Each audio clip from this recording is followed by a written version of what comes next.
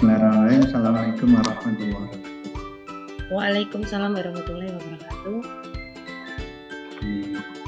Di SD, baik. Modul ajarnya isinya apa modul ajarnya?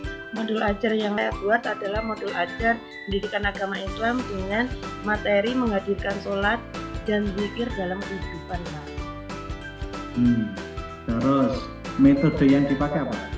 Metode yang saya gunakan metode diskusi dengan model pembelajarannya problem based learning PBL, Pak. Oh, terus sekarang sintaknya gimana? Dulu mempresentasikan materi pembelajaran yang sudah dipersiapkan, kemudian anak diminta untuk menganalisis dari bacaan yang sudah diberikan oleh guru, kemudian mencari dan menjawab permasalahan yang sudah diberikan oleh guru untuk menemukan hasil dari yang mereka diskusikan, kemudian dipresentasikan di depan kelas, Pak. Oke. Terus kalau ini dibuat menjadi PTK, judul PTK-nya gimana, Bu? Judul PTK-nya Harapan Problem Based Learning PBL untuk meningkatkan hasil belajar pada materi menghadirkan sholat dan zikir dalam kehidupan pada peserta didik kelas 7E SMP Negeri 1 Sambung Macan tahun ajar 2023-2024. Oke, ya. Nah, terus sekarang berikutnya untuk materi siklus pertama apa, Pak? Materi siklus pertama mengajarkan tentang hakikat sholat dan zikir dapat mencegah perbuatan keji dan mungkar. Terus materi kedua pembelajaran untuk mengetahui menganalisis tentang ketentuan-ketentuan di dalam sholat. Kalau PBL gimana nanti? PBL diskusi juga bisa, Pak. Ketentuan-ketentuan dalam sholat mencari di internet atau di sumber yang belajar yang lain untuk mencari dan menentukan ketentuan-ketentuan sholat yang diberikan. Mungkin untuk setiap kelompoknya berbeda. Yang satu mencari rukun sholat, yang satunya mencari tentang sunnah-sunnah sholat, yang satunya syarat wajib, syarat sah dan yang membatalkan sholat, begitu, Pak. Oke, kalau materi ketiga praktek sholat, Pak.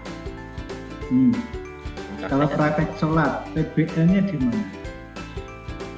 PBL-nya nanti untuk berdiskusi bersama-sama setelah melaksanakan praktek dengan metode role play, Pak. Nanti kan ada yang menjadi imam, ada yang menjadi makmum. Dengan mereka berdiskusi bagaimana kalau jadi imam dan bagaimana dengan posisinya sebagai makmum, gitu. Oke. Ya, tadi paham. Nah, sekarang selanjutnya saya akan bertanya tentang penguasaan modulnya, yaitu tujuan pembelajarannya gimana yang dirumuskan dalam siklus pertama. Tujuan pembelajarannya melalui teknik pembelajaran diskusi, peserta didik menjelaskan hakikat sholat dan zikir dapat mencegah perbuatan keji dan mungkar dengan menggunakan bahasa sendiri dan mengkomunikasikannya secara baik dan lugas. Kalau alur tujuannya? Alurnya tadi pertama menganalisis, kemudian menemukan masalahnya tadi, kemudian memberikan solusi dan mempresentasikan tadi, Pak, langkah-langkah. ATP-nya itu? Asesmen yang dibuat gimana? Ini membuat ada asesmennya diagnostik awal, kemudian tes formatif dan juga penilaian kerja kelompok, Pak. Kalau dimensi pengetahuan faktualnya yang mana? Secara faktualnya mereka untuk menjalani kehidupan sehari-hari bagaimana mengambil hikmah dari apa yang ada permasalahan yang sudah saya sampaikan agar tidak sesuai dengan konsep yang sudah ada tadi. Nah, terus P5 PPRA-nya gimana? P5 PPRA saya mengambil untuk kegiatannya adalah pencegahan untuk perundungan yang ada di sekolah. Di dalamnya membuat ngeposter Pak untuk pencegahan perundungan yang ada di sekolah seperti itu. Oke, sebelum membaca, sekarang ciri dari pembelajaran berbasis HOTS itu apa Pak? OTS ya Pak? Iya. Menganalisis permasalahan, kemudian mengevaluasi secara terperinci sehingga dapat menentukan pemecahan masalah yang dapat dilakukan. Oke, benar. Ini dari tadi belum ada yang jawab seperti itu. Terakhir adalah tentang moderasi beragama.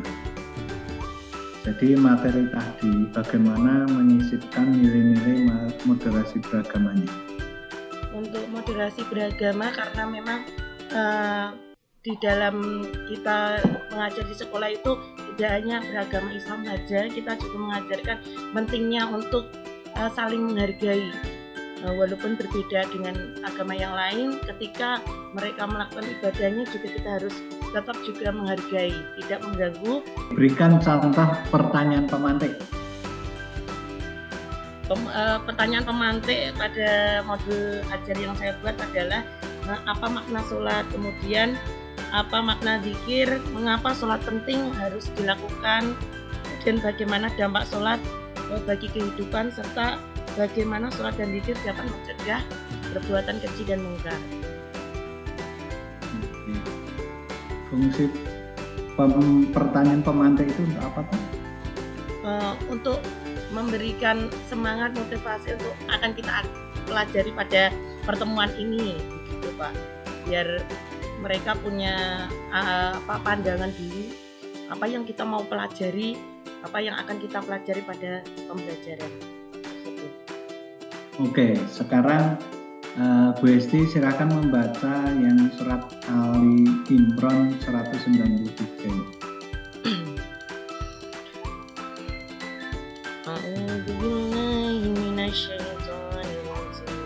Bismillahirrahmanirrahim. Rabbana innana sami'na munadiyan yunadi bil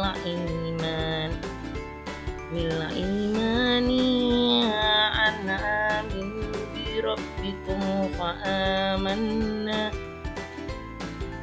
Rabbana faghfir lana dhunubana wa kaffir 'anna sayyi'atina wa tawaffana ma'al abrar. Sadaqallahul adzim. Sekarang ini munadiyan yunadi itu bacaan apa? Patah tanwin bertemu dengan ya. Idgham biguna Pak. Huruf idgham biguna itu apa? Ya non memawu Pak. Ya non memawu.